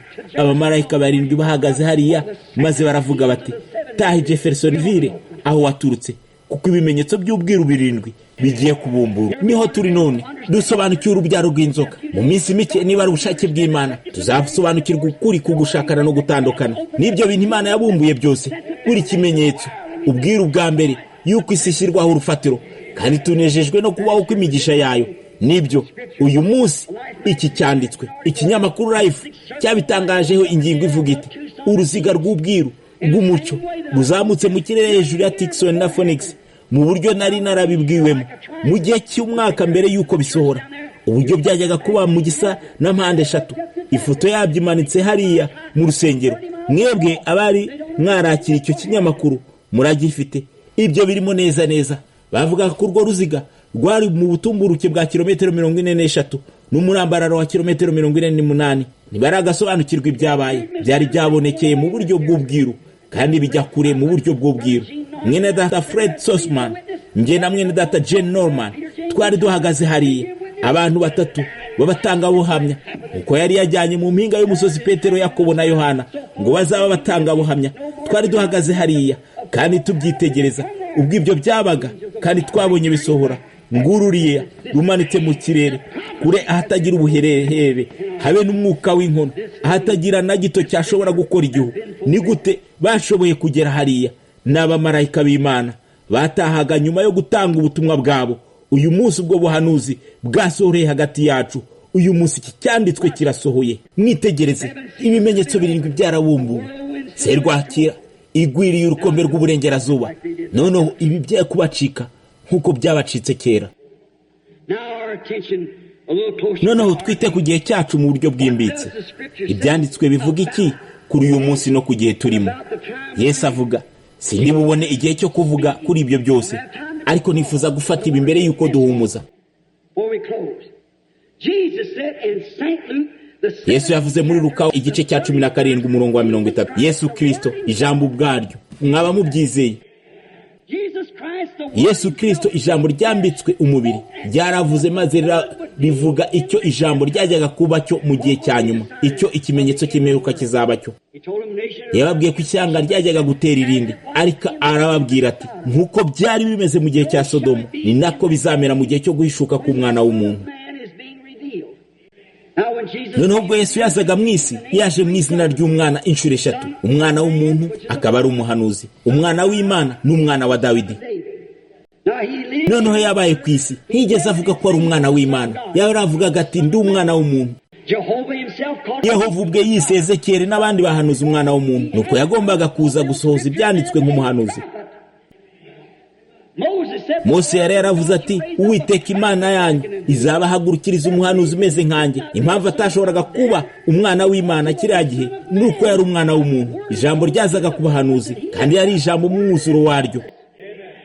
Umwana w'umuntu, umuhanuzi mukuru, tari umuhanuzi mukuru ahubwo Imana muhanuzi. Umwuzuro w'Imana wari uri muri we mu buryo bw'umubiri. Kubw'ibyo yari umwana w'umuntu.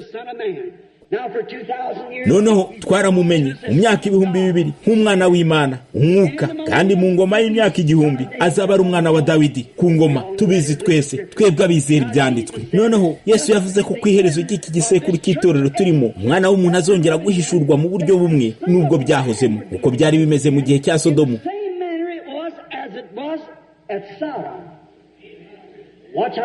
Mwitegereze uburyo yerekanye ibyo mu buryo bw'amateka. Ubwa mbere yaravuze ati uko byari bimeze mu bihe bya Nowa, bararyaga, baranywaga, barongora kandi bashyingira. Hanyuma bihuza muri ako kanya n'umwana w'umuntu i Sodomu. Nuko hariya yari yarakoranye n'Abayuda, hano i Sodomu akorana n'abanyamahanga. Hariya yabarushye bose mu mazi igihe cy'urubanza, hano mu banyamahanga yarabatwitse bose ku munsi wa Sodomu. Nukuri isi y'abanyamahanga yari yarakongotse, kandi bizamera bityo ubwo umwana w'umuntu azihishura. Ntibizaba bikiri amazi, ahubwo kuri iyi nshuro uzaba ari umuriro. Uyu murongo w'Itangiriro 23 dusomye, Yesu yasomye ubwo yasomaga ibirebana na Sodomu. Noneho twemera ko ibihe bivugwa bireba iby'isi na Sodomu, imimerere ya Sodomu, ubunyasodomu. Turivuge twese amina kuri byo.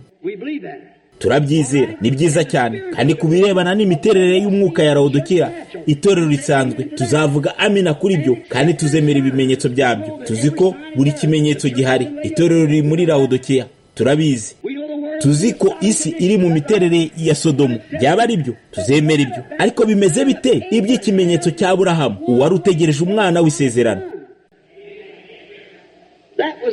Yarundi mubyibuke, kera bari bafite Sodomu, bari bafite intumwa yabo, kandi Aburahamu yari afite intumwa ye bwite. Aburahamu yahoraga ategereza uko bukeye uko bwije isora ry'icyasaga n'ikidashoboka.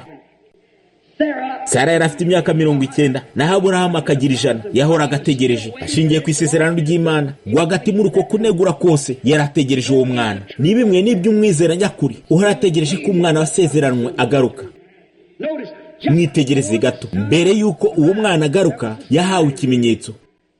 Mwitegereze gato, mbere yuko uwo mwana ahagera yahawe ikimenyetso. Ese ikimenyetso cy'umwana uje ntigikwiriye guhishurirwa urubyaro rwa cyami rwa Aburahamu rutegereje uwo mwana wa cyami, nk'uko data Aburahamu yabihishuriwe kuri uwo mwana usanzwe? Uko ni ukuri. Yesu yaravuze hano muri Luka 17:30, mbere yuko iki gihe kiza uwo mwana w'umuntu azahishurwa, nkuko byabaye mu minsi y'Isodomu mbere yo gusenyuka kwa Sodomu. Noneho dutegereje icyo kimenyetso. Noneho twitegereze imiterere y'ibihe nkuko byari bimeze Sodomu. Mwitegereze, bose bari bijanditse mu butinganyi. Isi, ntekereza ko umwe mu bakoze filime vuba aha kandi byambayeho kuyireba yari yiswe Sodomu. Niba warayibonye, nta kindi kirimo uretse ibyo, uzayirebe rimwe. Nta gushidikanya ko ari ishusho nziza ya Leta Zunze Ubumwe za Amerika z'ubu, ya Hollywood. Neza imyambarire imwe n'ibindi byose bakoraga kiriya gihe, ibirori bikomeye by'ingirwa mana n'ibindi byose, imihango y'idini y'abantu, ingirwa bizera.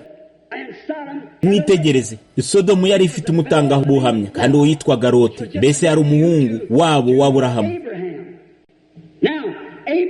None Aburahamu we n'itsinda rye ntabwo bari bamanutse Sodomu. We n'itsinda rye bashoboraga kunesha abami 12 n'ingabo zabo. Rero yari afite itsinda rinini kandi rikomeye, kandi yari yicaye hariya munsi y'igiti cy'umwera. Igihe kimwe, mu gihe nta na gito cyamugendekeraga neza, nta wari ukeneye kugira icyo akorana nawe, ariko yari akomeye kuri iryo sezerano. Mwitegereze noneho mwitonze mbere yuko duhumuza. Mu gihe yari yicaye hariya, haje abagabo 3 bamugana. Ababiri muri bo bamanuka Sodomu, maze bahabwiriza ubutumwa bwiza, babwiriza Loti n'abandi ngo basohoke. Byaba ari ukuri. Ariko undi asigarana na Aburahamu. Mwitegereze, uwasigaranye na Aburahamu yari Imana ubwayo. Ababiri bandi bari abamarayika b'intumwa. Now down in Sodom they done no miracles, only smiting the blind, and preaching the gospel always smites the blind. Noneho mwitegereze imiterere ya kiriya gihe. Hari itorero risanzwe, Imana ihora igaragazwa muri gatatu nk'uko nabivuze ejo ni mugoroba. Hari abanyasodomu, abaroti n'ababurahamu. Ibyo biri mu gihagararo kimwe uyu mugoroba. Isi nuko ihagaze neza neza. Let me ask you something. Look at this setting now. Munyemerere ngira icyo mbisabira. Mwitegereze iyo miterere noneho. Aburahamu yise uwo mugabo wamuvugishaga Elohimu. Ijambo ry'igiheburayo Elohimu risobanura uwihagije. The one that's the eternal one. Uwiteka, Elohimu, Imana ubwayo. Itangiriro riravuga riti mbere na mbere Imana. Mwitegereje ijambo ry'igiheburayo cyangwa ry'ikigiriki. Mbere na mbere Elohimu yaremye ijuru n'isi. Hano mwitangiriro ahagana ku murongo wa 22 hano yongera kuvuga cyangwa ahagana ku wa 20 yaravuze kandi yise uwo mugabo izina Elohimu. Niki cyamuteye gukora ibyo? Imana yambaye umubiri wa kimuntu, yicaranye na Aburahamu, irya umugati wa sandwich urimo inyama y'inyana, inywa amata, kandi irya umugati usanzwe. God himself and disappeared right before Abraham. Imana ubwayo hanyuma iburira imbere y'abantu, ariko imuha ikimenyetso. Mwitegereze, kandi icyo kimenyetso nuko umugongo wayo wari uteye ihema umugongo. Kandi mwibuke Aburahamu izina rye ryari Abrahamu igihe gito mbere y'ibyo, kandi na Sara yari Sarayi mbere y'ibyo. Sarayi hanyuma Sara na Abrahamu rihinduka Abrahamu. Abrahamu risobanurwa se w'amahanga. Now watch real close here and we'll see the setting. Noneho mwitondere ibi cyane, kandi tuzabona imiterere y'ibihe turimo none, kuko Yesu yatubwiye ngo tuzite kuri iyo miterere. Twabonye ibisigaye by'ibyo byose bisohora. Turebe noneho ibirebana n'urubyaro rwa cyami, ibyo bakabaye babona. Noneho umugabo aravuga ati Abrahamu, Sara umugore wawe ari he? Maze Aburahamu arasubiza ati ari mu ihema inyuma yawe. None ntiyari yarigeze kumubona. Ni gute yamenye ko yitwa Aburahamu? Ni gute yamenye ko yitwaga Sara? Abraham Aburahamu, umugore wawe Sara ari he? Aravuga ati ari mu ihema inyuma yawe. Aramubwira ati njye kinyazina ngenga, ngiye kuzagusura nshingiye ku isezerano. Umugore wawe azabona urwo ruhinja, wangira icyizere, none ngiye gusohoza ibyo. Kandi Sara inyuma mu ihema, n'ugutwi kubanze, ko wabyita kose kwari kubanze mu ihema, asekera mu mutima we, maze aravuga ati noneho umukecuru nkanjye kwishimana n'umutware wanjye, nawe ufite imyaka 100. Mu by'ukuri ibi ntibyaheruka guhereye imyaka n'imyaniko. Kandi uwo mugabo MAN, umugabo wicaye hariya mu mubiri wa kimuntu, yararyaga nk'umuntu usanzwe n'umukungugu ku myambaro ye, kandi yari afite umukungugu ku birenge bye, kandi Aburahamu yari yabikarabije Imana ubwayo.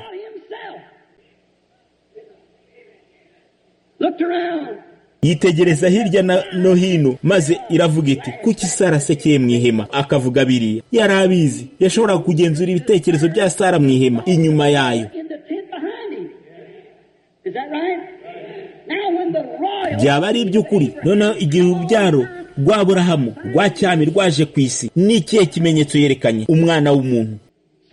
Simoni yaje kuri we umunsi umwe, Andreya amuzanye, aravuga ati izina ryawe ni Simoni, uri umwana wa Yona. Aravuga ibyo byamugize umwizera kubera ibi. Filipo ajya guhamagara Natanayeli hariya, aragaruka maze aravuga ati ngwino urebe umugabo twabonye, Yesu w'i Nazareti mwene Yosefu. Aravuga ati noneho utegereze umunota umwe, mbese uriya munyabikabyo hari icyiza cyamuturukamo? Aravuga ati ngwino wirebere. Rero ubwo Filipo yageraga ari kumwe na Natanayeli mu bwiza bwa Yesu, Yesu yaramwitegereje ahereye ku mutwe ageza ku birenge, maze aravuga ati dore umwisiraheli utagira ubiriganya muri we. Aravuga ati mwigisha, wamenye ryari? Aravuga ati mbere yuko Filipo aguhamagara, ubwo wari uri munsi y'igiti nakurebaga.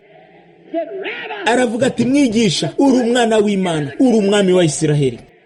Ubwo wa mugore wo kwiriba mu miterere y'Uburaya yajyaga kuvoma, ishusho y'ubuzima isanzwe nk'iyi, Yesu yari yohereje abigishwa be guhaha ibyo kurya. Ubwo yegeraga kuvoma amazi, aravuga ati mugore, nta mazi yo kunywa. Aramubwira ati ntibisanzwe ko mwebwe muvuga ibyo, hano turavangura. Mu by'ukuri mwebwe Abayuda ntaho muhuriye natwe Abasamariya, ntaho duhuriye namwe. Aravuga ati ariko mugore, iyo uba wari uzi uwo uvugana nawe, ni wowe ubu nsabye amazi yo kunywa, mba naguhaye amazi azakurinda kugaruka kuvoma hano. Yamenye ubuzima bwe uko bwari buhagaze. Aravuga ati genda unzanire umugabo wawe. Amubwira ati nta mugabo ngira. Aravuga ati ubivuze ukuri, wari usanganywe 5, kandi n'uwo muri kumwe nta sezerano mufitanye. Aravuga ati wa mugabo, menye ko uri umuhanuzi, tuzi ko ubwo Mesiya azaza azatwereka ibi bintu. Yesu aravuga ati ndiwe. Kubw'ibyo yinjira mu murwa yiruka, maze aravuga ati nimuze murebe umugabo umbwiye ibyo nakoze, ntiyaba ari we Mesiya ubwe. Mwitegereze, yakoreye ibyo imbere y'Abayuda n'Abasamariya, ariko ntiyabikorera imbere y'abanyamahanga. Twebwe abanyamahanga twari abapagani muri biriya bihe. Andi mahanga bikoreye amahiri ku migongo yabo, baramye ibigirwamana. Nta Mesiya twari dutegereje, abonekera abamutegereza bonyine, kandi twakabaye tumutegereje. Ariko abavugaga ko bamutegereje itorero ubwaryo, ubwo babonaga ibyo bisohora, baravuze bati ni dayimoni, nuragurisha umutwe, ni Beelzebubi. Kandi Yesu yavuze ko icyo cyaha bajyaga kukibabarirwa kuko yari atarapfa. Aravuga ati ariko igihe Umwuka Wera azazira gukora bimwe, uzagira icyo avuga arwanya ibyo, azaba adateze kuzabibabarirwa. N'iki gihe amagambo yose agiye hamwe, kuvuga ijambo rimwe urwanya ibyo bizaba bidateze kubabarirwa, haba mu gihe cya none haba no mu kizaza. Ndi urubyaro rwa cyami rwa Aburahamu.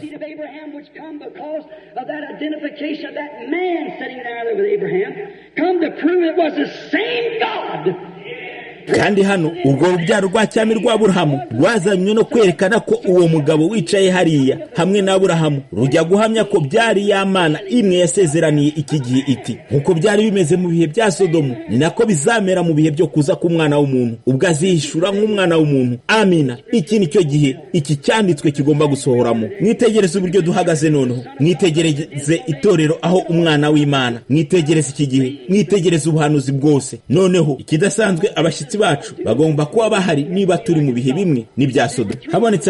Habonetse abagabo 3 boherejwe mu ijuru, tuzabyemera. 3 muri bo, umwe yasigaranye na Aburahamu, bose bari bagiye hariya, ariko umwe asigarana na Aburahamu. Abasigaye muri bo bamanuka i Sodomu. Byaba ari iby'ukuri? kandi izina rya Aburahamu rihindurwa rivanwa kuri Aburamu riba Aburahamu. Byaba ari by'ukuri mu mateka itorero ry'isi ntabwo ryigeze ribona mbere ya none umubwiriza butumwa ujyayo kandi ufite izina risozwa na Hamu,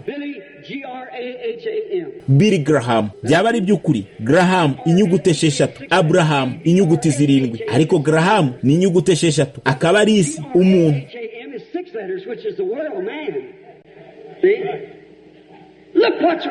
Murabona, mwitegereze abagiye hariya none n'iziriya ntumwa zavuye mu ijuru. Haba hari umuntu uri ku isi waba yarabwirije kenshi kwihana mu buryo busobanutse nka Billy Graham. Haba hari umuntu waba yarakongeje abantu cyane nka Billy Graham. Nta muntu waba yarabayeho ku rwego mpuzamahanga. Billy Sunday n'abandi bari hano muri Leta Zunze Ubumwe za Amerika, ariko Billy Graham yabaye ikirangirire mu isi yose. Murabona aho ahamagara ari i Sodomu. Pentecostal church and Oral Roberts. But what about the elect group? What kind of sign are they supposed to see? Aherekejweho n'itorero rya Pentecote, Oral Roberts. Ariko iby'itorero ry'intore bihagaze bite? Ni ikimenyetso kibakabaye babona. Ni kibakabaye babona. Haleluya! Hazabaho umucyo mu gihe cyane mugoroba. Uyu munsi iki cyanditswe kirasohoye. This day God's promise is fulfilled. We know that noneho isezerano ry'Imana rirasohoye. Tuzi ko ibyo ari ukuri. Ari hano muri uyu mugoroba nkuko yari ari kiriya gihe. Noneho kubyo kubwiriza ibyo ko nabivuze mu kanya, niba mugize icyo mubwiriza kandi kikaba ari ukuri k'ubutumwa bwiza, rero Imana ihaswe kubihamya. Is that true? Byaba ari ukuri. Noneho niba ari uko bimeze, Imana yanditse ijambo, Imana yatanze ubuhanuzi, Imana ariyo Mana y'ijambo. Tera intambwe maze ihamye ko idateze guhinduka.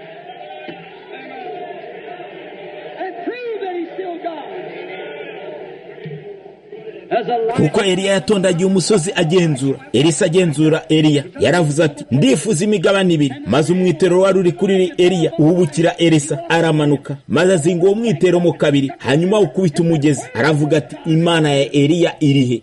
And the same thing that happened for Elijah happened for Elisha. And the same gospel, the same. Hanyuma ibyari byabaye kuri Eliya biba kuri Elisa, kandi bwa butumwa bwiza bumwe, za mbaraga zimwe, wa mwana w'umuntu umwe hateze guhinduka.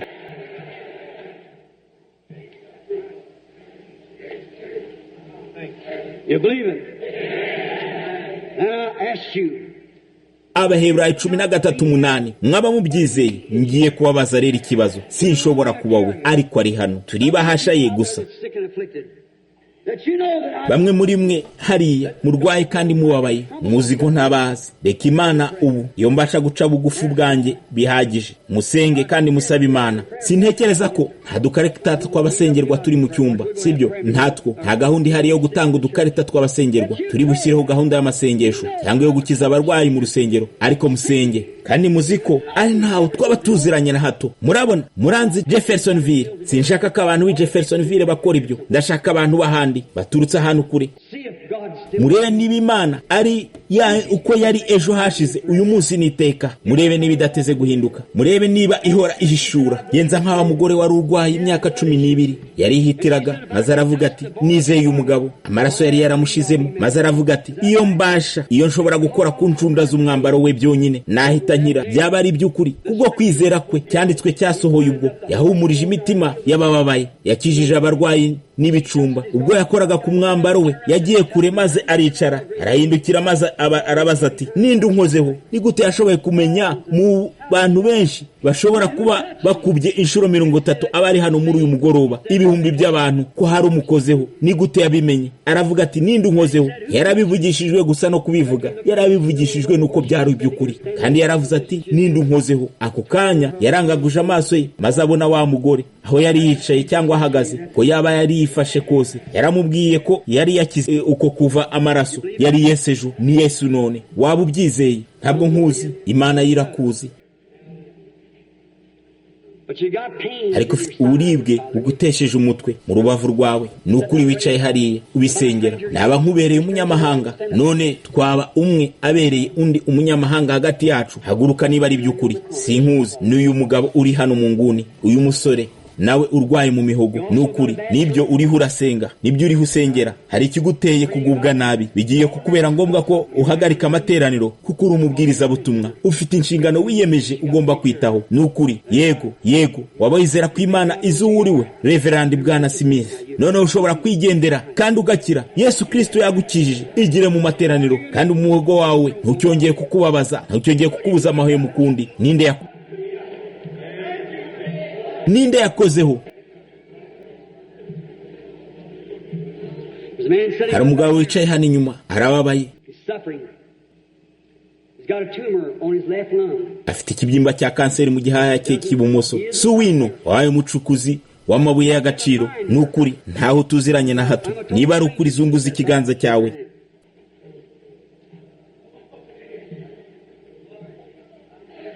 Icyo kibyimba cya kanseri kiri mu gihaya cyawe cy'ibumoso kandi witeguriye kubagwa bidatinze. Byaba ari by'ukuri turutse hanze y'umurwa, turutse muri Virginia. Ni ukuri waba wizera ko Imana izi uwo uriwe, Bwana Mitchell?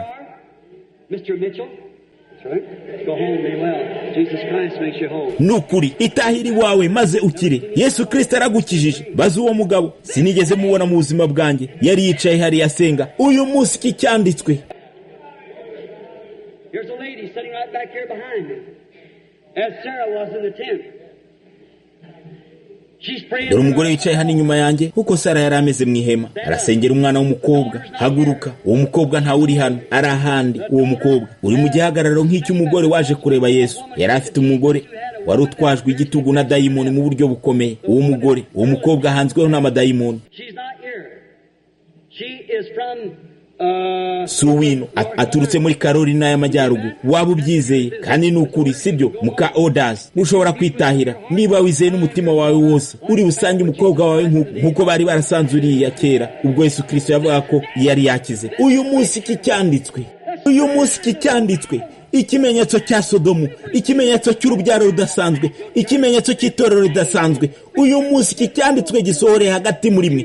Mwaba mubyizeye, waba ushaka kumwemera noneho aha nk'umwami n'umukiza w'ubugingo n'umubiri, nimuhaguruke mwese maze muvuge muti, nemeye gukira kwanjye, ndamwemeye nk'umucunguzi wanjye, ndamwemeye nk'umwami wanjye. Buri wese nahaguruke.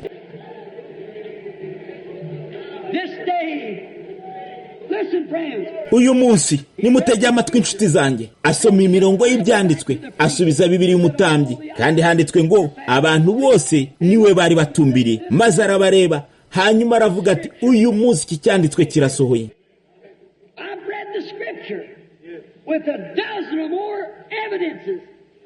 Nasomye icyanditswe n'ibihamya 12 cyangwa birenga byerekana ko turi mu bihe bya nyuma. Igisekuru kizabona Yesu agaruka ku isi, kandi nongeye kuvuga muri uyu mugoroba nti iki cyanditswe gisoreye mu maso yanyu. Mwebwe muri Tucson, mwebwe muri California, mwebwe muri New York, mwebwe duhujwe na telefoni, uyu munsi iki cyanditswe gisoreye mu maso yanyu.